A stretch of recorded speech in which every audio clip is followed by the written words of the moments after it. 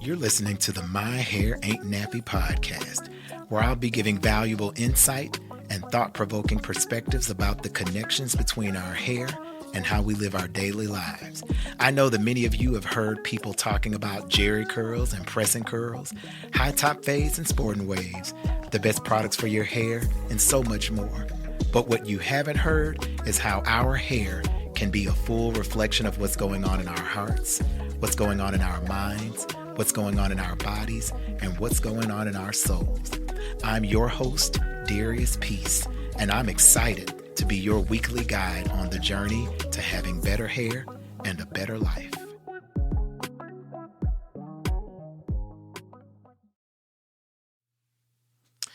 So this is my third set of locks, and I'm referring to locks on my head. Some people call them dreadlocks, while others prefer locks because although the hair may be dreaded and matted in sections, to create a more fortified and singular strand, there's that's where we get the lock, and there's nothing dreadful about the look at all. So I really don't like to refer to them as dreadlocks, but just locks overall. But over the last 15 years or so, give or take, I've noticed that more people have opted to wear their hair in locks. And this makes sense as a follow-up or a next step to many people who've embarked on the natural hair journey. And choosing to wear locks as a texture option on their hair has been a quite convenient way for many who are exhausted with the constant detangling of their hair in order to achieve certain styles or what have you. And since the pandemic, I've learned that many people have opted to wear their hair locked because many of the salons and barbershops were closed or shut down. And so they were unsure about whether or when they were going to reopen. So it's like, hey, I got to figure out something to do that would hold me or just give me some textural relief or hair relief, as some people say, tress relief in this regard, and that's where locks came into place. But I got a lot to say about this topic, and I plan on doing that right after a word from our sponsors. Visit HayaBeauty.com. That's HAYAH beauty.com, or give us a call 205-703-8022 for questions, for information, or to book your appointment. Beauty can take you higher. The mission is to inspire. I am, I was, and I always will be. Beauty higher. Beauty can take you higher. The mission is to inspire. And I always choose to start my day with higher, higher beauty.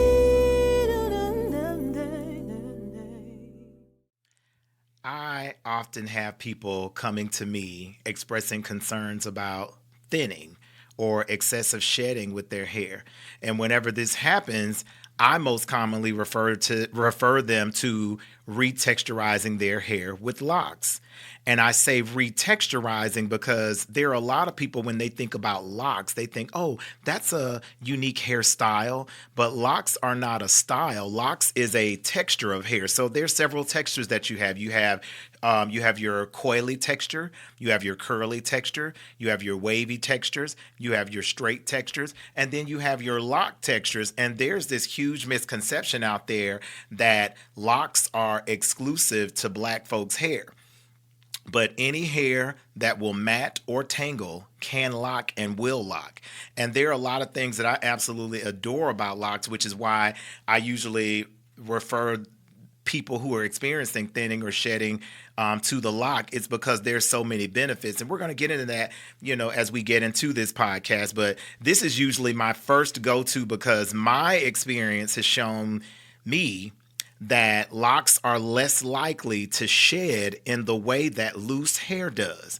And so that's why when people are coming to me about the thinning and the excessive shedding, that's the problem. And so locks, whatever is causing that, the lock will help prevent you from having to do what's causing the thinning or the shedding. And that's because locks don't require combing, they don't require brushing of the hair, and this leaves fewer opportunities for common shedding. I mean, you got to think about it. Every time you comb through your hair or every time you brush through your hair, there is room for shedding, and that's inevitable because that's a natural occurrence that's supposed to happen.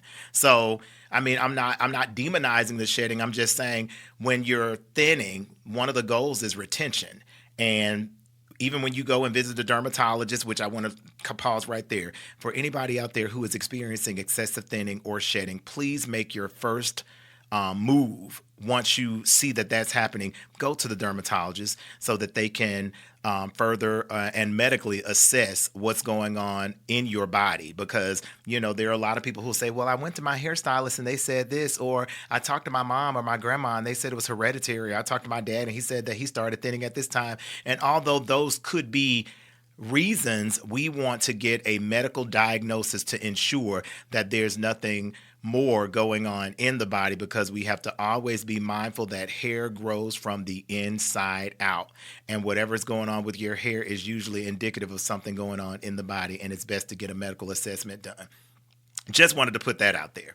But as I was saying, when people are experiencing hair loss, the common goal across the board is to retain as much hair as possible. And as it pertains to Black folks' hair, this is best achieved through the locking process. And this is coming from expert experience. I've been treating and styling hair and overall natural Afro texture hair for 26 years now. That's a long time. So I know that, all of my experience all over the world, all of my experience in different platforms with hair have really justified me in calling myself your natural hair expert. And so it's coming from an educated and an experienced place. So as I was saying, as it pertains to Black folks, this is best achieved through the locking process. And one, in my opinion, is less likely to shed when you're wearing your hair locked because of the hair retention and growth being best preserved in this way. Now, of course, there's always the option to use extensions in the case of thinning and shedding or losing hair. There's always the option for wig units, toupees, braided extensions. All of these options to cover or mask your thinning are out there. However, it is the removal of these options from the hair that can perpetuate the problem of excessive shedding and thinning all the more.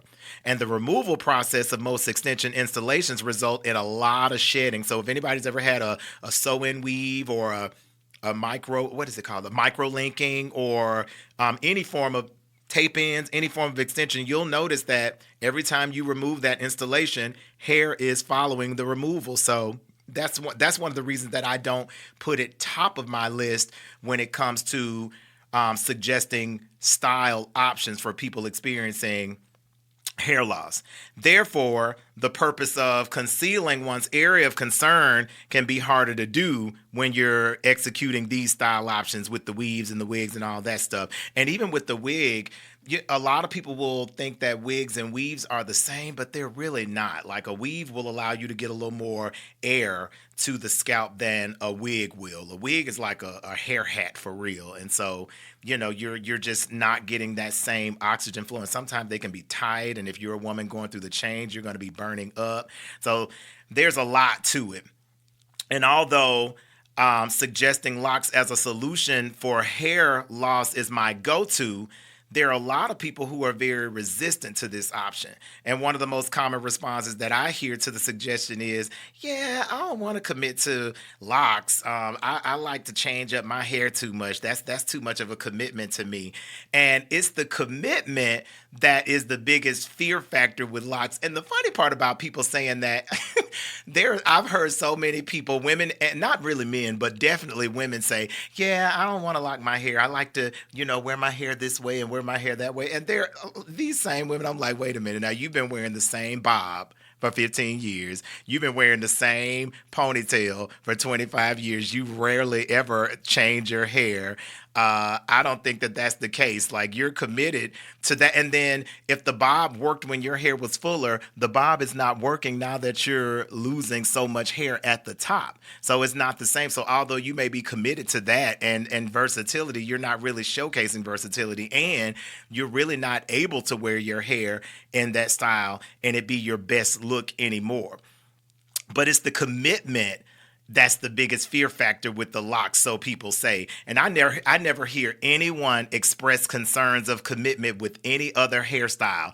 Meaning, there are so many women who have suffered from the commitment of relaxers, because this is what people commit to. They commit to the suffering, commit to the commitment of suffering with chemical relaxers, the commitment of excessively tight pulling braids, in which a lot of people have lost hair and edges, commitment to weaves and hair color, excessive heat treatments such as flat ironing and curling iron, curly perms, jerry curls, and so many compromising treatments. These are what most people will commit to. And with as much damage as people have experienced with their hair treatments, I have yet to hear anyone express concerns of commitment about any of them. Like, nobody's saying, oh yeah, I don't want to commit to the hair color, or no, I don't want to commit to the relaxer, or no, I don't want to commit to the braids or the weave. They commit to all those things that serve them least or in the worst way. And the truth of the matter is that many individuals do not want to wear locks because of the negative stigma and stereotypes that have been attached to them. I don't think it's really a factor of commitment, especially for those people who are the creatures of habit and don't really do much changing to their hair.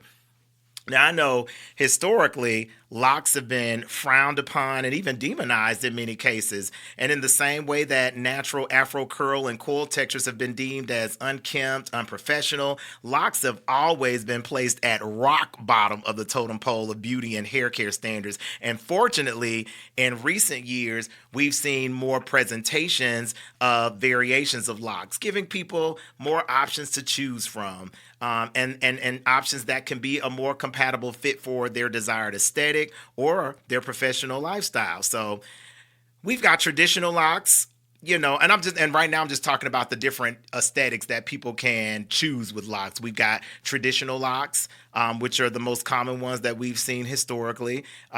We've got sister locks. Sister locks are very small in size, but they have a very heavy grid pattern. And then a lot of definition in that grid. We've got micro locks, which are a little larger than sister locks, but they still offer and showcase that same defined grid pattern. Those are the blocks that you see on the scalp. They're very scalpy. And then we've got wicks. For those who like a more large freeform lock. And then we've got piece locks. And piece locks are my signature method and approach to locking hair.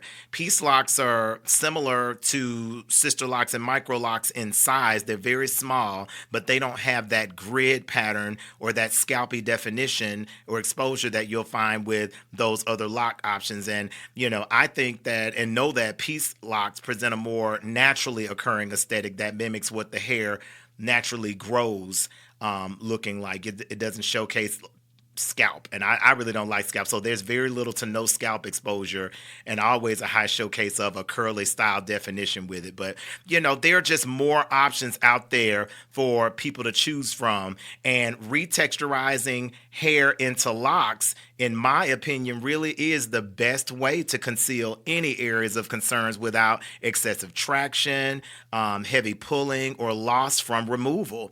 There are a lot of people who love the convenience of braids.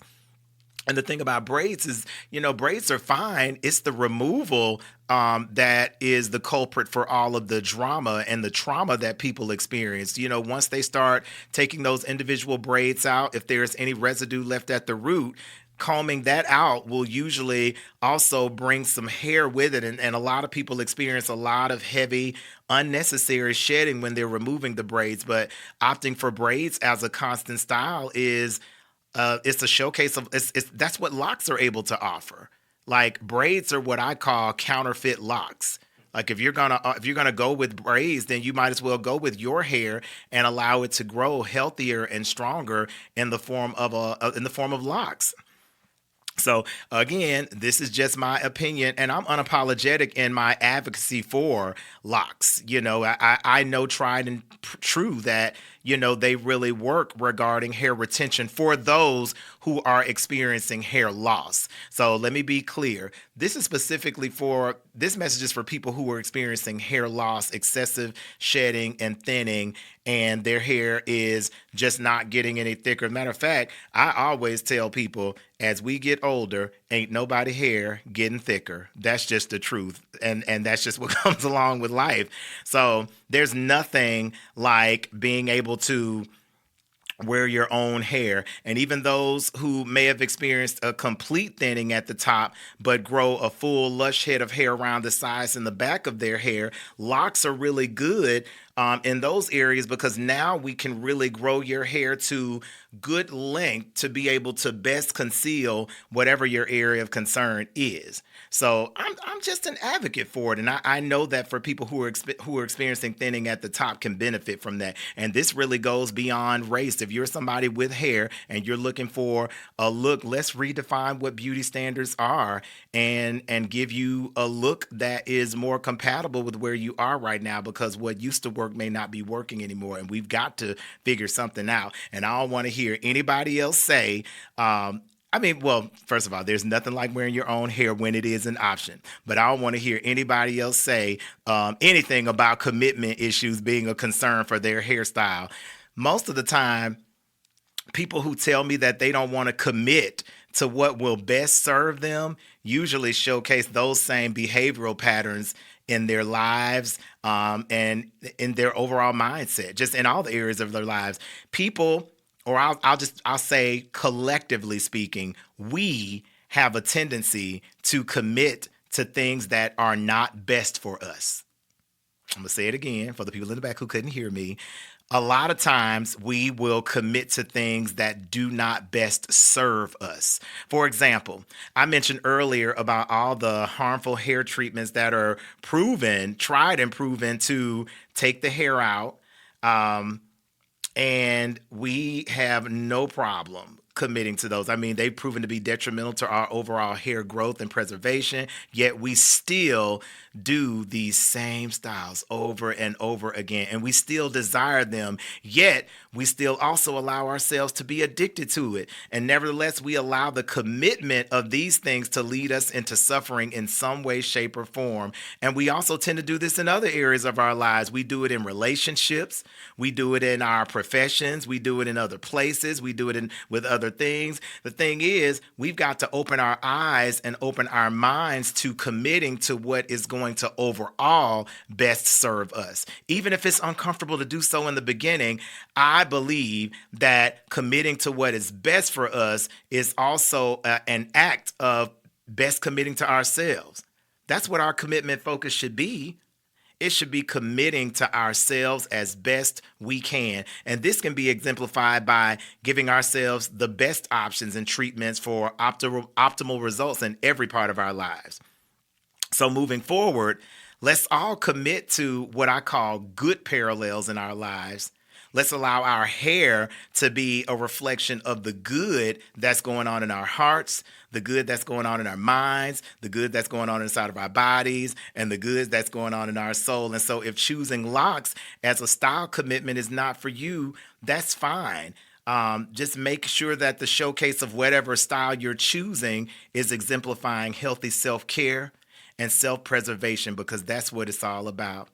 And one thing that we can all commit to remembering is that your hair ain't nappy and my hair ain't nappy either. Until next time, y'all.